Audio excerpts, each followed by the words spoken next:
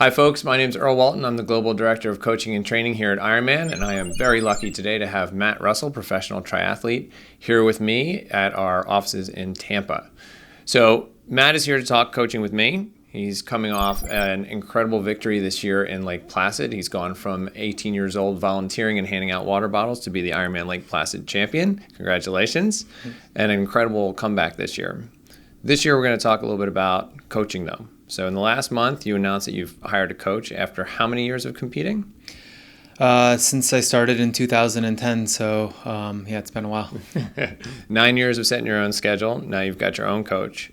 What was it that kind of prompted you to look at hiring a coach full time? First off, I'm 36, so I have a handful of good years left, and I don't want to leave any stone unturned. So I want to race to the best of my ability, and I feel like there's still some low-hanging fruits that I can capitalize on. So that's one reason why I wanted to hire a coach. Mm-hmm. You mentioned, we were talking earlier, you mentioned the process you went through to hire the coach and how you found your coach. Can you talk a little bit about that? Yeah, it was a slow process. It started out with someone who was on the same team, university. I ran for the University of New Hampshire, and he was on the track and field team, and he coaches for my current coach right now, which is Sebastian Weber, and Sebastian has a platform called Inside, where you do a series of tests, and long story short, it lets you know what areas you should focus on to improve, whether that's doing more aerobic exercise to VO2 max, to all different types of areas. So I really liked the science aspect of that, and I met up with him in Germany. I did a number of tests, blood lactate, VO2. I just felt like it was a really good fit, and that's the big reason why I decided. I took my time, but I feel like it was a really good fit, and so far the training's been hard but good. Hard but good. So it's only been a month though. So you won Ironman Lake Placid. You came off of that. You've started with him for a month. What were what would you say is some of the significant changes to your daily life, your daily schedule now that you have a coach? Well, first off, it's really nice not to even think what am I going to do today? I know exactly what I'm going to do today, just looking at my schedule.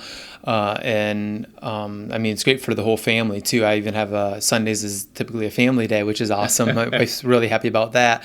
But yeah, my legs are definitely more fatigued, which is a good sign that, hey, I'm breaking down the body, but then I got to make sure I'm taking an easier day to rebuild.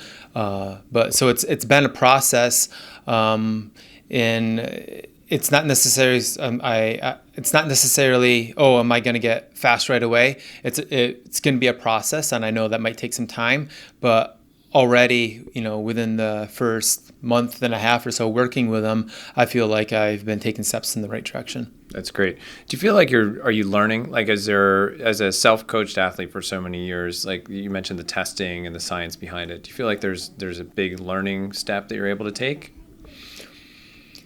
Yeah, I think changing things up is a really good thing. I think triathletes kind of get into the monotonous, all right, I'm training in this zone 2 or whatever, they're not really changing things up as much. I think that's the big thing. It's important to mix things up a bit and have a different set of eyes looking on you versus I think this works, but to actually have someone to communicate with and hey, this is working, this isn't working, mm-hmm. and then have someone else, think, hey, you should probably try doing this. But the great thing in this sense is he has science to back it up. Hey, you need to be doing work at this intensity, and that's also great to help my confidence, to build confidence. It's nice that somebody can actually push you. Somebody who's racing at your level, it's good to get a little extra push and get a little bit of hard work. Yeah, it is. And he coaches some pretty good athletes like Peter Sagan. He's a pretty good cyclist. So I'd say he knows his stuff. So yeah, I feel like I'm in good hands. So are we going to see a wheelie at the next, Ironman race that you do, just like Sagan? Is that part of the training? Of course, I've been practicing that 10 hours a week. No, that's not my goal. But hopefully, hey, it'd be great to increase my my power 15, 20 watts. That would be huge. That'd be awesome. That would be pretty huge. One last question for the people out there that are thinking about coaching. Like, what would be some advice you'd say when you go through that process or looking for a coach? What would you tell somebody looking for a coach? First off, take your time, and ask them lots of questions. And I always like to say, get a journal, write things down. Mm-hmm. Like some questions that you have, and he might have some questions for you. And don't jump the gun right away. Take your time with that to find where there's a good fit. And with that said, having a good fit has a great deal with communication. Communication is huge. So, communicate, take your time, and enjoy the process because you want to have fun during the whole process as well. Yeah. Well, Matt, thanks for joining us.